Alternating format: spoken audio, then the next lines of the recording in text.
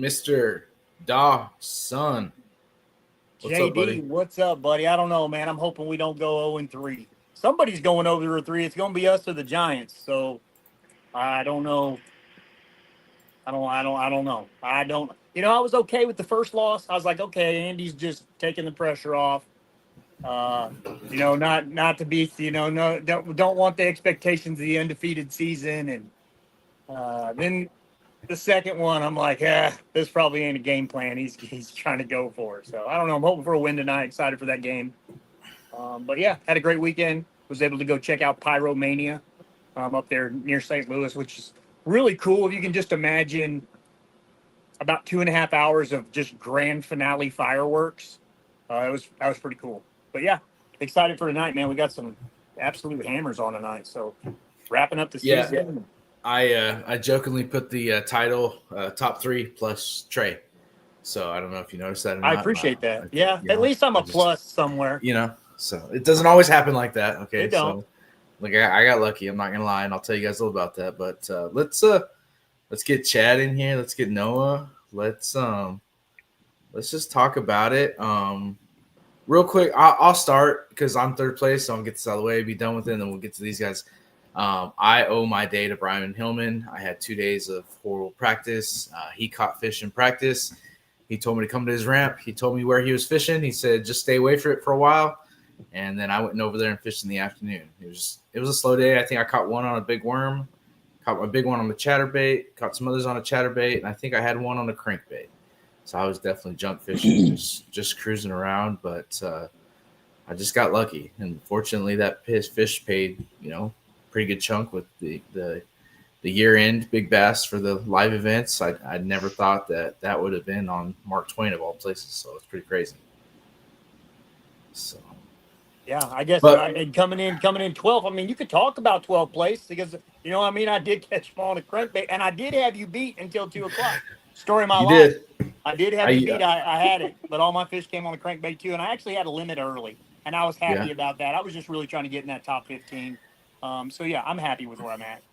yeah I And I had mean, it bears saying, and you probably won't say it because you're too modest, Jonathan, but um, you would have, if you would have had one more like 15-inch fish, you would have blown this sucker out. Mm-hmm. So it's funny that you say that because like I was struggling all day. When I caught that 21 incher, I had 4 fish. I had lost one that was just a little squeaker, but that was my 5th fish, and it jumped me up a bunch. I think if I would have took a moment to look at the leaderboard, because I didn't think 81 was going to win it. I thought someone didn't have service because I think I looked at it early. Noah was sitting up there.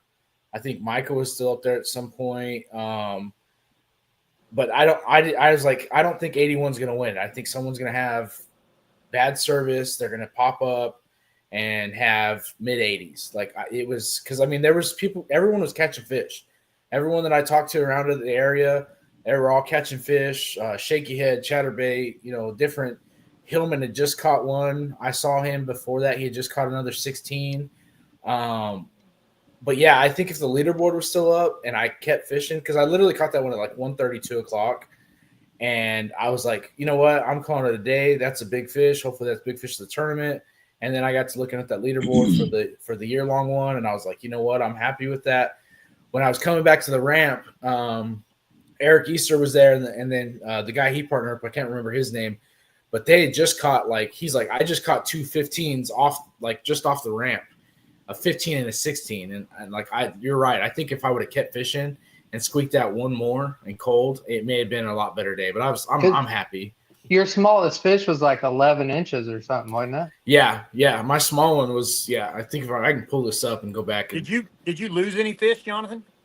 I did lose one. I lost one about an hour before that, on a crankbait on a steep bank. But that it wasn't like one of those ones like, oh man, that could have, made my day, or broke my day or whatever. It was just kind of like it would have been right there, maybe. Yeah, it would have been interesting. But let me pull this up. Noah, or I guess Chad, you just got back from Mark Twain again, but tell us about your day on Saturday for the Moyak event. Yeah, so well, I mean, probably ought to start with practice, and I camp with Micah Thunderberg, and Micah is partnered up with Spencer, and then also Jared Fosno. Uh, he camps with us, and me and Jared teamed up for the team event because my regular partner Chris, he couldn't make it. So we were all camping together, and we all pre-fished Thursday and Friday.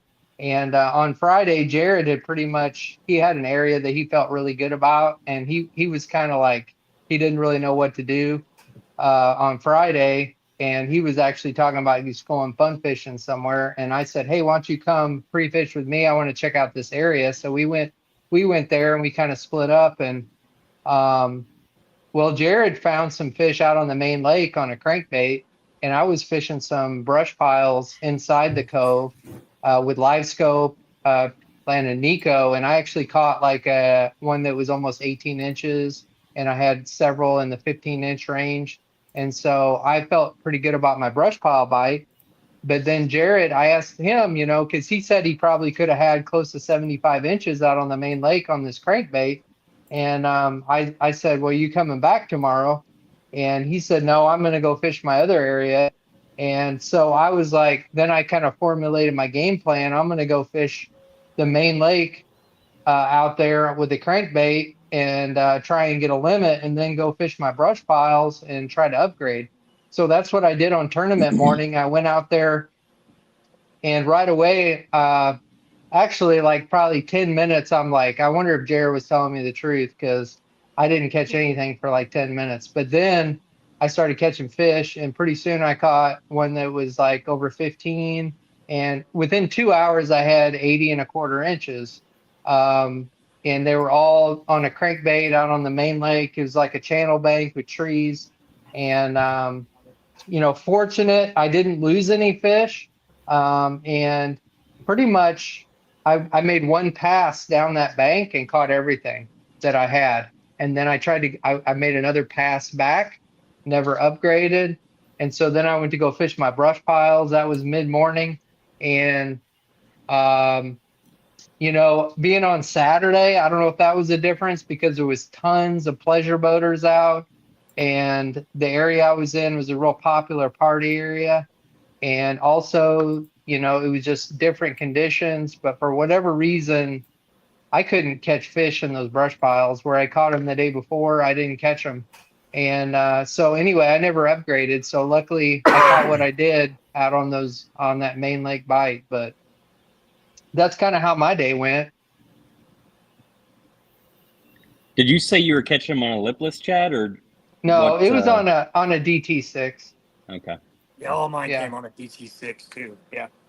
Yep. And I mean, it was pretty fun bite while it lasted. I got some pretty good pictures and stuff I just put on a post today. But and the funny thing is, I fished the Kayak Anglers of Missouri had a tournament yesterday on Mark Twain, and I went ahead and jumped in thinking maybe I could go back and do it again. Well, I fished I went out, I did exactly everything the same. I went out and fished that same bank, same crankbait, and after like probably 2 hours out on that same bank, I only had like 60 inches. I mean, I caught a limit, but they were small.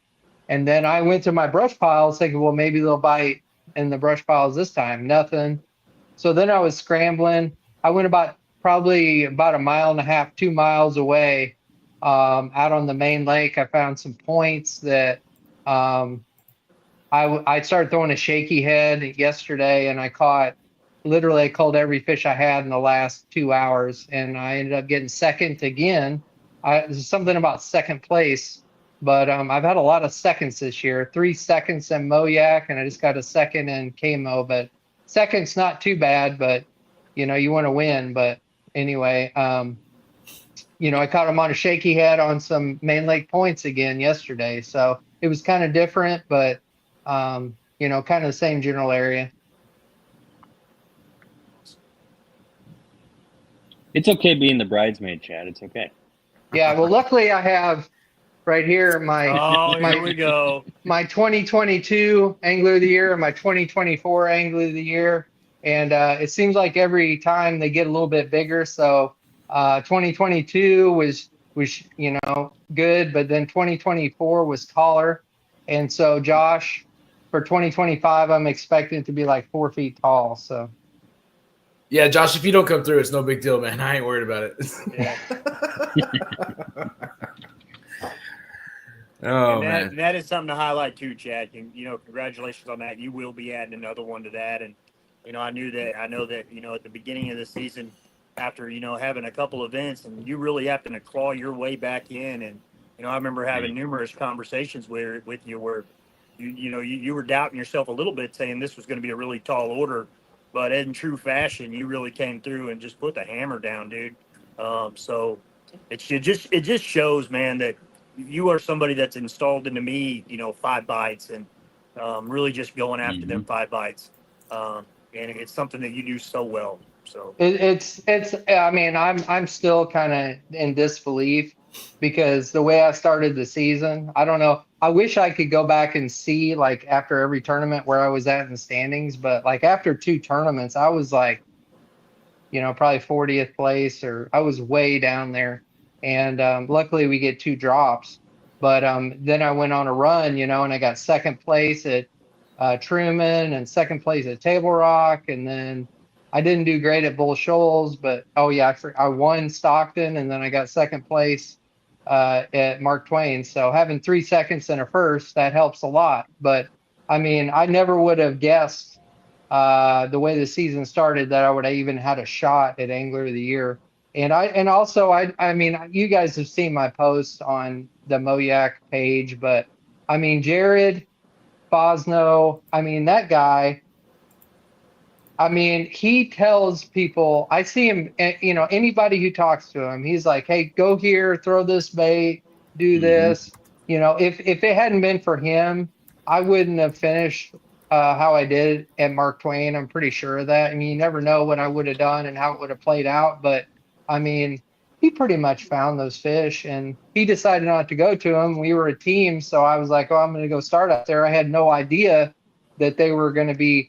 I don't think he knew either, or else he probably would have went there. But they were bigger in the tournament than what he caught in practice. But still, I mean, Jared is just a good dude. And I mean, I'm really grateful for his friendship. And, he and I teamed up for this event because Chris couldn't. And I feel bad that, he was leading Angler of the Year coming into this, and then he kind of dropped out. But still, that guy is probably one of the best anglers I know. Yeah, for sure. I mean, I got to know him a little bit this year too. Obviously, just being only my 2nd year on the trail, and I think he said this is the first time he's fished all the events or something. Yep. But he will literally give you. I mean, he'll probably never give you what he considers to be his juice, right? But he will put you on fish regardless of who you are. Yeah. Now, I'm not saying don't flood his inbox or something, but he will absolutely help anybody out, and he's definitely one of the nicest dudes I've met. And I mean, there's so many nice people in this trail, and yeah, grateful for all you guys for sure. But yeah, he's especially an when it awesome comes guy. to his home lake. When it comes to his home lake, Oh my God, yeah. the passion that he talks about with Truman, and this guy will put you on ramps no one knows about, and he's just willing to share just so much just information that he just genuinely enjoys sharing with people, because it's that altruistic kind of the heart that he has, and it's cool to see that, Chad, and it's cool to recognize that. So. Well, champ, Mr. Noah Witten, Mark Twain champ. Tell us about it, man. Well, hold on a minute, because I want to say a little something here about him real quick too before we intro him. Noah's had a challenge. No, I wouldn't say challenge year, a blessed year. Noah became a dad this year, and Noah was not. Noah was kind of in the same situation Chad was. No running for AOI or anything, but really just struggled a little bit, and had to miss a couple events. Wasn't really consistent in making them, but he always had a passion to fish them. And this last event, what stood out to me the most about him was, me and Noah talk. I consider him, probably my best friend, and it's really cool to be able to see him be able to to get a win, but his mindset going into this wasn't to win it. His mindset, because if anybody that knows Noah knows that he frets a lot. Like he will second guess himself. Been known to change ramps on the way to the ramp that he's going to. And I cannot express how proud I am of him on being able to go out, have fun, and and when I seen he had a limit early, that's just one of them things where he just went out fishing. So just tell us about that mindset first, Noah. Like what was the mindset that you had going into that, and how do you want to bring that forward into next season? Yeah, I mean, I think the biggest thing is really just truly going out and fishing. Even, it's great to have a plan, and I talked to you and in one of our group chats about this, where even if you're really just going out fishing and you're trying to have as low stress as possible, you still want to have some little part of a plan, at least what you're going to start with or something, and then kind of figure it out throughout the rest of the day. But yeah, usually, I mean, I am like the most overthinking person on the planet. And that's just because I am a high-strung, high-anxiety individual.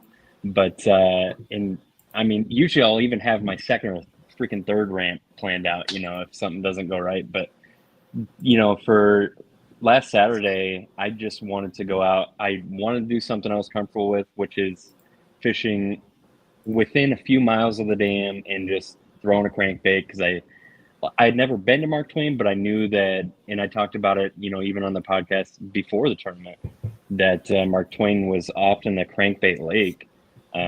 And so that was just kind of what my plan was to do for most of the day. And I went out and I did start with top water for probably half an hour in a little pocket off the main lake. And I didn't get even a sniff of a bite or anything. And so then I got to a main lake point and I started throwing a 3XD and just kind of burning it from the bank down to its depth pretty much. And I caught like an 11 or something quick.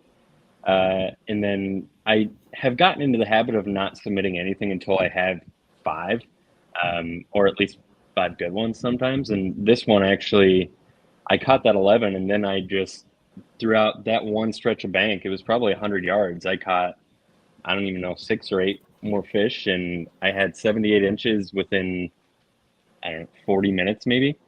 And then I just kind of continued on, went probably 2.5 miles of bank basically, and I found my second 16 and then fished around there for a little bit, and then just made my way back to that stretch of bank that I was catching them on. And then I ended up actually just going back and forth on that like 4 or 5 times, because the second time I hit it, I jumped off one that was probably close to 16, but it was for sure 15.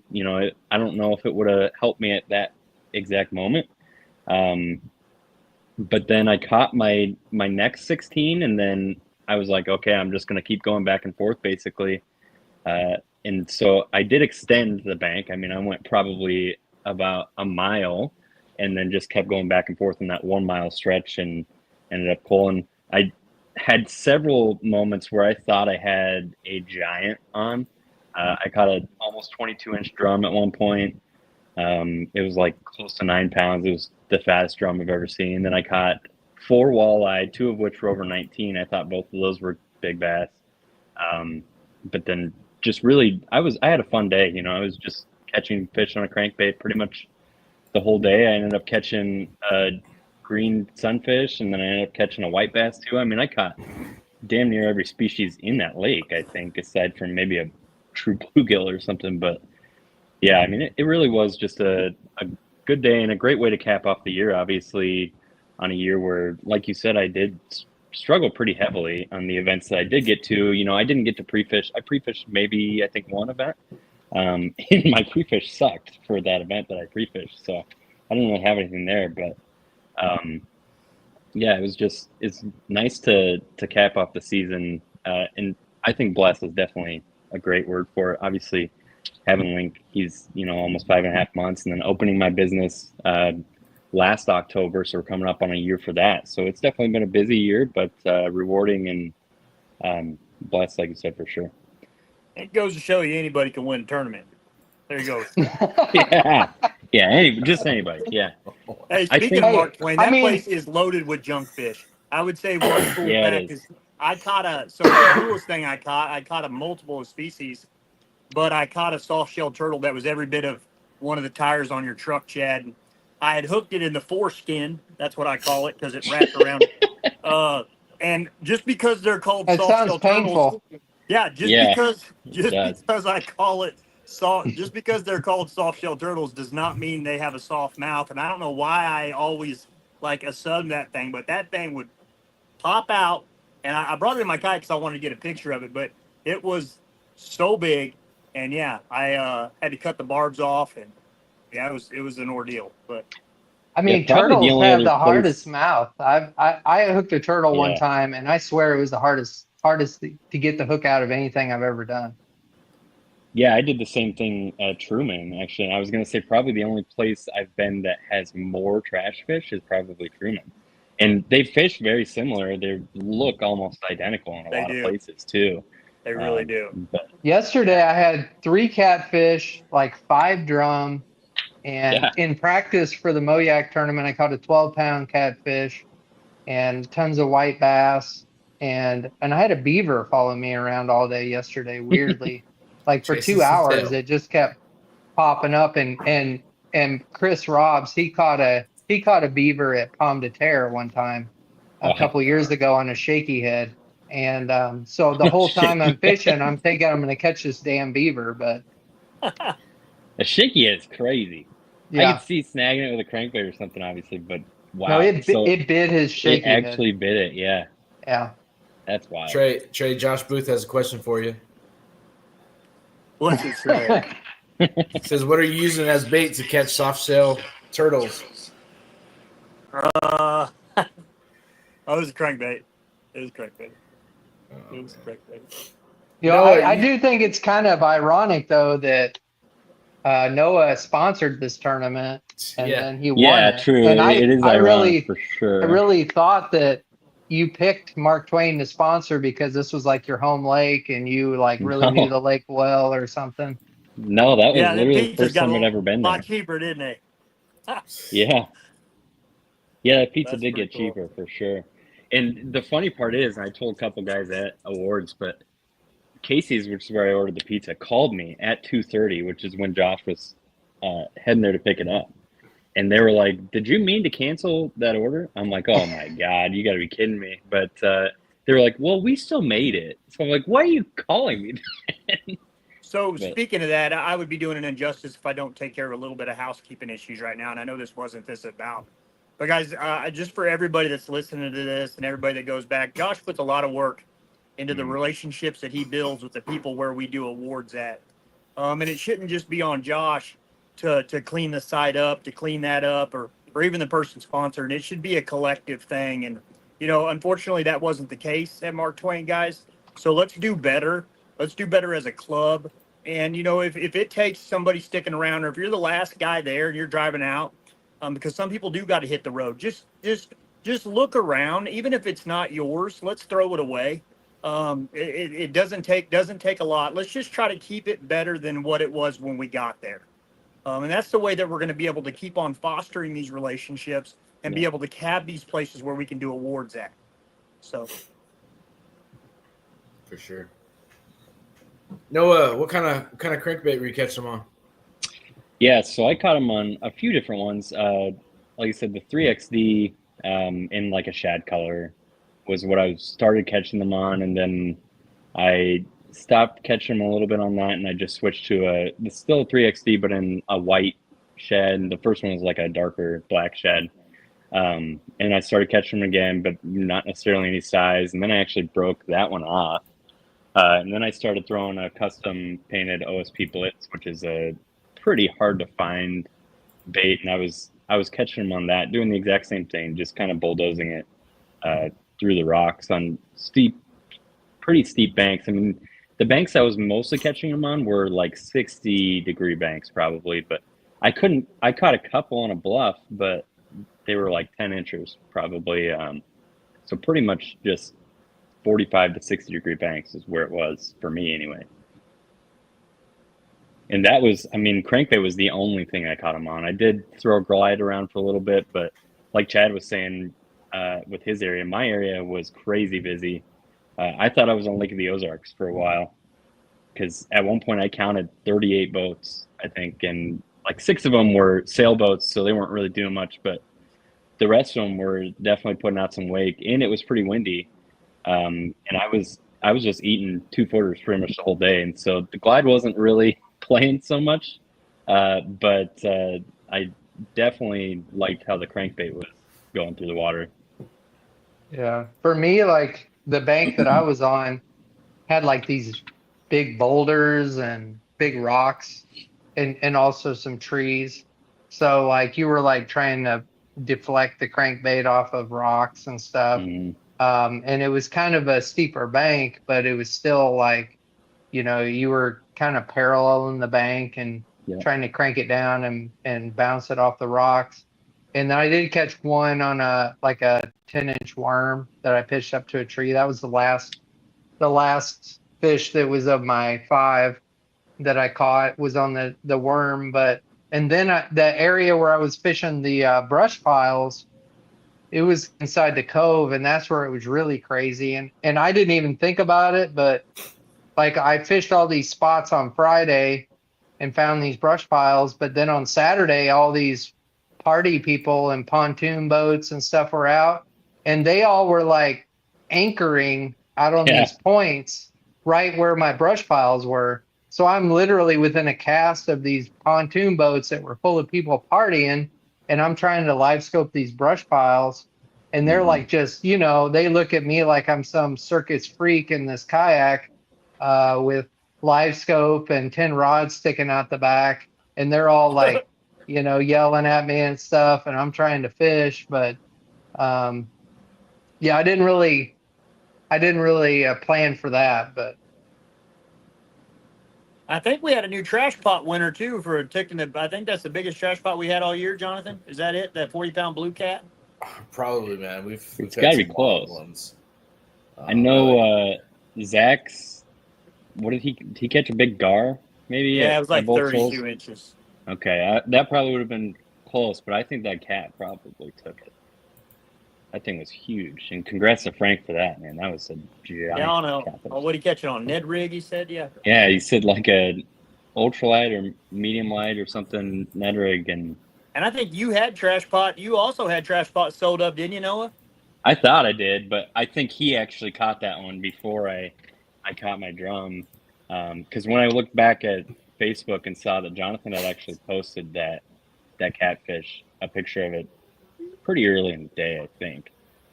But obviously, I wasn't looking at Facebook during the tournament or anything, so I didn't see that. But You know what's really crazy? You know, looking at scores, like everyone is stacked. Like, oh yeah, and like you know, most of the field, like 69, 69. You know, like so there's 3 guys there that had 69 and a half. You know, Trey, Michael, and Ryan. Like that. You know, it just goes to show like it does seem like it's a healthy lake, and maybe it's on the up and up. But there's a lot of small fish in there. There definitely are, and I think the big fish go super deep or something there in the late summer and fall, because for the last 5 years or so I've looked back at the results and everything, and it's put out absolute mega bags in the spring. Like this spring it put out a 26-pound bag, which is just stupid in Missouri. yeah. So I mean I really don't know where they go, because there's one group of guys, I think, and you'll have to ask some guys that know more about Mark Twain than me, but I think there's one group of guys that go out and consistently put up close to 20 pounds, even like now. But I think that's the same group of guys that went out and put 26 up this spring in one of those big, I think it was a freshwater FX tournament that they also do on Truman. So. Another big shout out. I know we couldn't get him on the show. Jason Kaiser with Mark Twain Fishing Intel, guys. Shout out to him. Yeah. I know if you guys go on there, check it out, and he was able to get with Noah and actually put Noah on his fishing report. It's just pretty cool to see how how different organizations and different resources are reaching out to Moyak and that in general. So go on there, give Jason Kaiser and Mark Twain fishing intel a like. He's a great dude, crappie fishing and basically anything guiding on Mark Twain. But he was able to spend some time with Noah, and I know that was really special to Jason, and that's pretty cool. Yeah. Yeah, and he actually told me, and I don't know if you guys knew this, but there was a boat tournament out of, I think, Robert Allen or something that day. I'm pretty sure they knew. Oh, yeah. But Jason told me that it took, I think, 12 pounds to win that, or just over 12 pounds or something. So I know I would have probably won that too. I didn't measure all my fish, but I was right there around 12 3/4, 13. Chad, you were probably close too. Hell, Jonathan, you with that giant, you would have even been close probably too. Yeah, so it says turning X. If you ever hover over like the total inches, I thought they got rid of that or something because I've been trying to do that and it wouldn't. You got to. I think it's probably on the desktop version, and that's what I'm on. Like, so if you hover over the total, so your estimated weight for your 81.5 inches is 11.97. Chad's is 11.45, and mine was 12.20. So yeah, I think we would all been right in that. Yeah, and I know that is a little bit low for where mine was because even the 15.75 I caught, I'm squishing them down pretty hard because they were stabbing the hell out of me. So I had to grip them pretty tight. But that one was fat. It was like 2.5 pounds almost at 15.75. So. Yeah, and one thing I noticed fishing there last weekend and this weekend, and I've heard it from a lot of people, is the fish are really, in general, they're healthy. They're fat. They're solid fish. And I noticed even some of the 13, 14 inches I caught when I was fighting them, I was like, I thought they were bigger than they were, but they're healthy fish. And I feel like that lake is on the upswing. I caught a ton of small fish.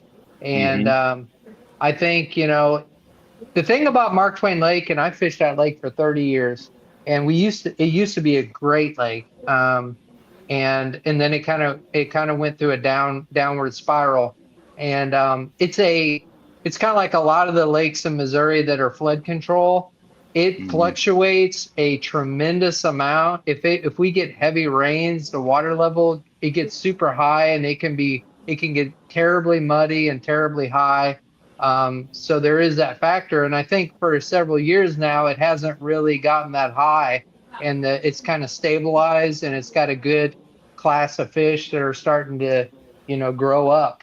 But I think within the next couple of years, it's going to be really great because all those fish that are 14 and 15 inches now are going to be bigger. But yeah, one thing I was really super impressed as far as like the ramps and whatnot is a lot of those conservation ramps. They had a normal ramp that went up quite a ways, but then a lot of them had a secondary like flood ramp off of a different section. High water ramp, and then even a lot of those long skinny ones, like you had a lot of, you could still launch at those things. So like. I wish, I wish we say this about the lakes that we all go to and enjoy. I wish, other lakes were doing that. Like Bull Shoals. How beneficial would that be if they actually had multiple ramps like that? Like, would that change? But that was super convenient as far as like those Army Corps ramps and all that. So like that was pretty neat to see.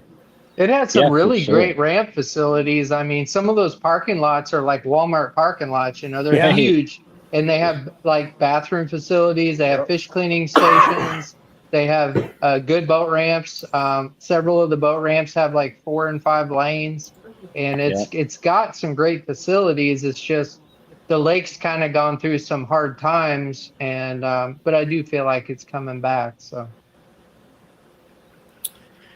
yeah, it's for sure busy with pleasure boaters and everything, especially being so close to St. Louis, obviously. And I think people from here kind of split their time between Mark Twain and Lake the Ozarks, but you guys are looking to put it on your calendar, April 11th. We will be back on Mark Twain Lake. So, I mean, it could be really incredible. Yeah, it really could. I mean, it could take a lot to win that in April, or it could be just a little bit earlier or something too. Hopefully we don't get a ton of rain, but I mean, Yeah. if things stay fairly consistent, then it could be a really good event.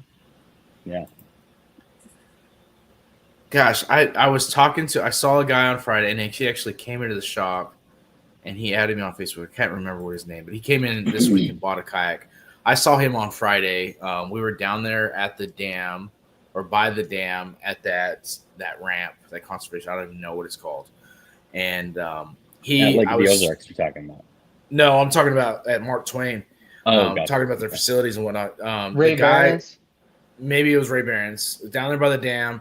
But it was a nice ramp. You had to hike up to get to the upper parking lot. Yeah, but I came around a point, and I was and he was sitting there fishing, and he's like, "Man, I was tired of bass fishing, so I'm sitting here crappie fishing." And sure enough, he catches a crappie, and I go past him, and I headed back to the ramp. Well, he gets out before I do, and he's over there they've got a fish cleaning station there, and that was kind of nice. They had water and everything. He's like, "Well, I got a limited crappie today," and this was Friday.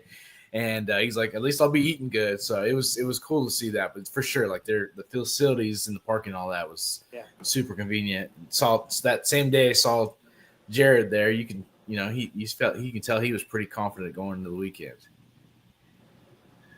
Success is in the details. Yeah.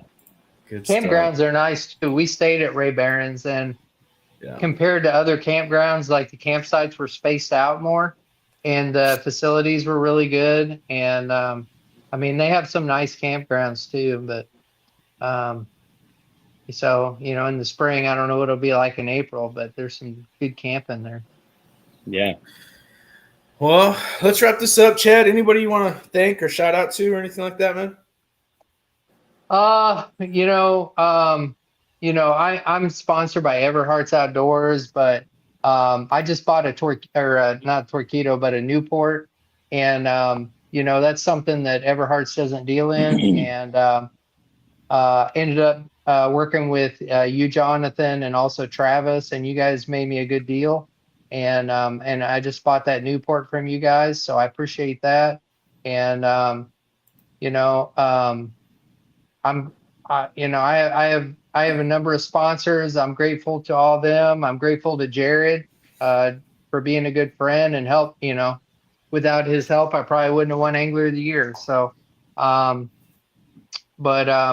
thanks to Josh, thanks to Troy, all of you guys, including you, Jonathan. You guys put a ton of work into Moyak, and Troy, all the work he does with the standings and the website and keeping all that stuff up to date. And obviously, I mean, everybody knows what Josh does. Even Trey, you've become a player this year with all the Moyak podcasts and stuff. So thank all you guys, because Moyak is definitely one of the best trails in the country, and I'm grateful to be a part of it. So thank all you guys. Number one, baby. No. Yeah, I think you'd be hard pressed to find a trail that's better run. Some of the guys out west in like California, they might get bigger turnouts and everything, but they have a huge population, obviously, compared to us too.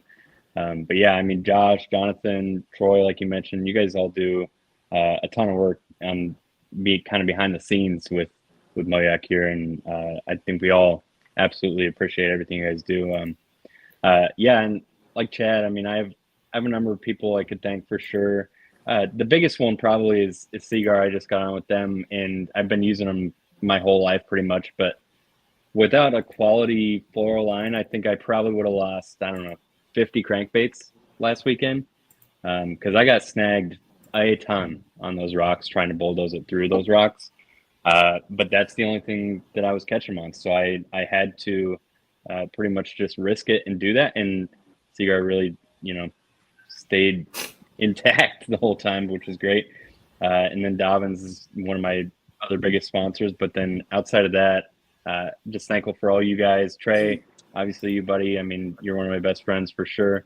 And you had a huge improvement this year I would say probably over quality fish for sure, and definitely just expanding your techniques too. I think you broke away from that Nico a little bit, and you started incorporating all kinds of different stuff. So that was fun to watch too. But yeah, thankful for all you guys. Looking forward to year 3 with Moyak next year. And I'm thankful for Eco, because you gave Chad Davison a Newport, and now I'm gonna follow him around over there. I'm gonna follow him around at Palmy, and Eat then my dust. he's gonna zoom past me. You're gonna And eat my listen, dust. I think Chad's strength is he slows down and he fishes. You put that Newport on him now, he's just gonna be zipping around like Noah, and Yeah. he's gonna miss a ton Yeah. of fish. And I'm just gonna pick him up right after him. No, I'm gonna be so far up that river. Hey, Chad, be quiet. I'm gonna be in another state. Good, we can DQ. Are you sure that's within the boundary? Hey, as far as you can go, as long as you launch inbounds. As long as you can wiggle waggle through it. That's what Josh says, right? Yep. You've got to scoot. Yeah, that should be a super fun event. I think that could probably win almost anywhere, as long as you can probably find them late summer pattern. You can probably find them early spring pattern or early fall pattern. Yeah, that should be a lot of fun, especially when we're pairing it with the Bass Nation Championship too. That'll be interesting. And I'm sure I'm going to break 90 inches in 2 days. So that's my in those 2 days. Yeah. I'll accomplish my goal. Yeah, so last event of the year, Moyak Championship, October 4th and 5th. Guys, we will be at Hickory Ridge Marina Resort. I booked a cabin there. I think Troy and I are staying there. Looking forward to staying there. I think you guys are me, Noah, and Trey. Tyler, we got one. Yeah. Yeah. So, guys, I'm really excited about that. I think they've got a great venue. They also, I'm sure they still have plenty of availability going in this off season. So if you're looking for a decent spot to stay, maybe we get all together, Saturday night after the first day and tell everybody how everybody else is catching them. And that way there ain't no secrets, because there ain't no secrets in Moyak anyways. So, right. But people are going to find it out. Yeah. So if you guys are there, should be a good event. Yes. If you're interested in fishing the Moyak or the Bass Nation championship event, holler at me. I'll let you know what you need. I know there's some guys that are already signing up, paying their dues and all that stuff, trying to keep that low entry as possible. That is going to be a 1-day event. Best 5 fish. We're not going to have an awards or anything on Saturday. We'll do that together on Sunday. Everyone's welcome to come on Sunday to hang out with Moyak guys and all that too. I figured that would be a good idea since we're doing a 2-day event. The other nice part is that 2-day event, your 10 fish, you can catch them all on Saturday, catch them all on Sunday, whatever you want to do. That'll be nice not to have all that, 2-day pressure on there. And is day 2 a shortened day like it was last year, I'm guessing? I believe so. If I remember right, I believe it is, because I think awards is at like 2 or 3. Let's look at this. Yeah. So competition ends on 1 o'clock on Sunday. Oh, okay. So that's pretty good day. Photo submissions 2:30, awards start at 3. So so 7 to 1 on Sunday, 7 to 4 on Saturday. So you can catch all your 10 fish. That's a good day. 7 to 4 that's a good piece right there. Wow. Yeah, I like it. Real quick, Jonathan, for the Bass Nation, I think we talked about this, but I don't even remember what you said. That's my bad. But for the people that fished the Bass Nation thing last year and they paid not their Bass membership dues, but their Nation dues, is that good for this year still, or will we have to re-up? Yeah, so I've talked to all those guys, all of you guys individually. All those guys, I let know they're all set with their Bass Nation dues. For whatever reason, I think it was because that last event last year was so late in the year. Technically, I think the expiration is like September. But like I said, since the last year's event was so late in the year in October, because I think Jerry ran it with the Big Bass 250 on the same day. That was 2 years ago, I think, because last year it was at Table Rock. Yeah, the 12th and 13th. Or I don't remember when I got into the portal, everything was good. So those guys that I sent messages to individually, it showed that you were still up to date and all that. So that's all I know. So since those guys are good, they won't have to do that again. It kind of carries over, and I have a feeling I'm hoping, which if we do this again next year, this year's dues should carry over to next year the same way. Right. So, if like I said, if you sign up, like since this is in October, if you sign up for this year's and we do it earlier next year, then that should carry over. So, it's kind of weird. I'm still figuring that stuff out. But like I said, when I got on the portal, I talked to those guys directly and let them know that they were good to sign up for the tournament, not having to pay Bass Nation dues. So yeah, again, if you want to register for that event, you've got to be a Bass member. You can do that at Join Bass on Bassmaster's website. You've got to pay your Bass Nation due, $32. That includes the fees, and then I think the entry fee for the tournament is $15. And then I did a $15 side big bass pot just to help. If guys want to play for some money, you can send that to me via PayPal. Just let me know, and I'll send you the link. The other thing you can do is you can pay for all that except for the Bass membership. You can pay all that on Tourney X and click all those options. So you've got your dues option there and your big bass option there that you can pay for that all in one spot. So like I said, if I talk to you guys about the Bass Station dues and you're good, you don't have to pay the dues again. You can just sign up for the tournament and big bass if you want. So but yeah, hoping to get everybody from the Moyak Championship to sign that if we get all 50 of those guys, that would give us 5 guys that we can send to the Classic. Hopefully it's more. Hopefully we get some people. I talked to Steve about it, told them about it, and made a post over there. I need to reach out to the Western Kansas Club and all that and let them know as well. But like I said, we're trying to get as many people there. I would send as many.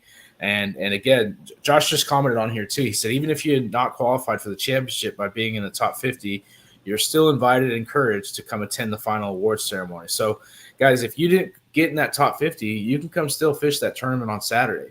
So feel free to come out on Sunday too to hang out at the awards and do all that stuff. And do that. But it should be a good event. Should be a good time. Looking forward to it. And I think Josh is probably pulling out the works for that event too. So yeah. And I mean, I'll add to that. I fished 3 of the Bassmaster National Championships since I started kayak fishing, and it is an amazing experience just to be around some people that you only see on social media or wherever, Christine Fisher or Guillermo, or like there's a whole list of like all the who's who of kayak fishing will be there. And so it's pretty much, it's an experience just to go be a part of that. So it's definitely something cool to qualify and it'll be for. fairly local to us this next year too. So. Yes. Yeah. So if you guys haven't heard, they do an expo as well while the Classic is going on. So typically the kayak tournament is actually earlier than the expo. And then you can still go to the expo. So you can honestly like make a whole week out of it. That expo's, I didn't get to go the year I went and stayed with Drew and them the year he won it. I didn't get to stay for that because the Taney 20 was that same weekend.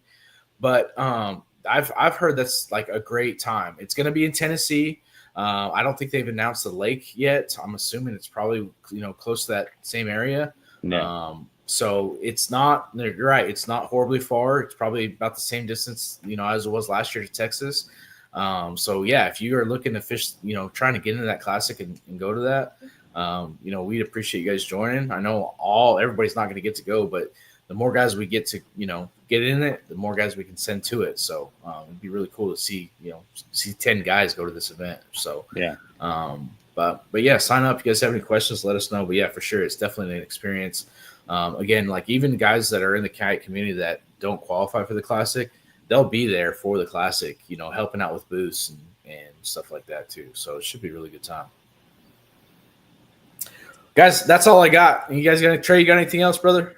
Nothing else, man. Chad, I'll probably holler at you later this week. I think we're going to try and get you and Micah and Spencer and talk about Angler of the Year. Give you guys some credit's due, and talk about the season. Cool. But I'll message you about that. But that's the next plan, and then soon after that, we'll talk about championship and get ready, geared up for that. We'll probably get Josh on here and have a good time. But seriously, thanks guys for coming on here, and I guess we'll catch you guys on the next one. You bet. So thanks. Thanks, for having me. guys. See you. See ya.